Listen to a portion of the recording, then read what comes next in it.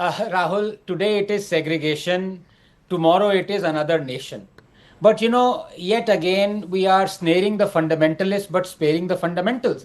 Because segregation of sexes, or it's called ikhtilat, is encouraged in the Quran 33:53 and explicitly commanded in the Hadith. Sahih Muslim 440, Sunan Abu Dawud 484, Sahih Bukhari 837, 870, 5232, 3006. Look, Yogi Adityanath is absolutely right when he asserts that political Islam is not only hurting Sanatan Dharma, it is changing India's demography. Except that even though he is Yogi, he doesn't go far enough. Let me do that for him.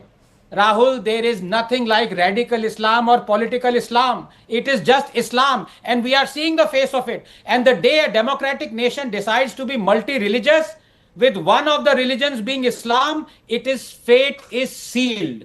In that it will inevitably turn uni-religious, with that religion being Islam. Remember what Dr. Ambedkar said? Islam is incompatible with local self-government because the allegiance of a Muslim does not rest on his domicile in the country which is his, but on the faith to which he belongs, unquote. Remember what Tagore said? There is a religion in earth with distinct enmity against all other religions, and that is Islam. It is not just satisfied with observing its own religion, but is determined to destroy all the religions. Look, Rahul, the issue is not about people following different religions or one religion more than the other. As long as everyone loves and respects India and each other, why should it matter what religion one follows?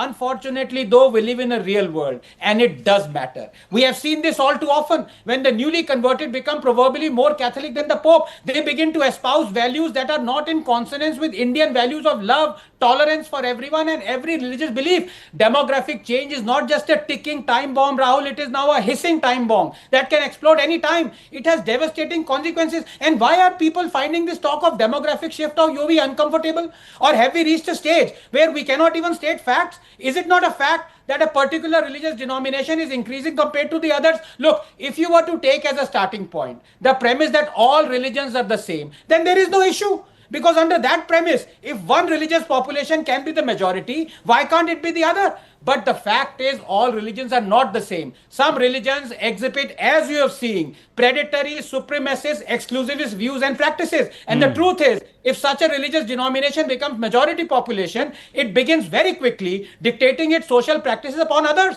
There are now some schools in Jharkhand that now have Friday as a holiday instead of Sunday. We've seen what happened in the Kashmir Valley. The sitting chief minister even called for stoning as a punishment there. We have seen the state of homosexuals and atheists and women under the majority of such religious denomination. Atheists are condemned to death in 13 Islamic countries. Homosexuals are caned. Women discriminated. That is an issue for India. Just 30 seconds. Look.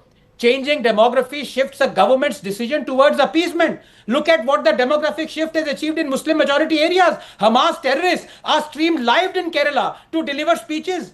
Terrorists like Nasrallah are celebrated. Tens of thousands who can't even point out Lebanon on a map are mourning the death of a terrorist in Kashmir. Why? So let us stop being ostriches. Because the sand is no ordinary sand, Rahul. It is quicksand. There is a parallel world, Rahul, that is inhabited by millions of Muslims. A world where they are no bound by rules, morality, ethics, propriety by which they want the rest of us to be bound by. Because their morality, ethics, conduct is not dictated by man but by God. Let us be under no illusion. The situation is intractable. 10 seconds. I spoke for tolerance. You cut off my tongue. I wrote against hatred. You cut off my hand. I walked towards liberty. You cut off my legs. I heard the dissent. You cut off my ears. I bowed to justice. You cut off my head. Of what was left of me, you befriended.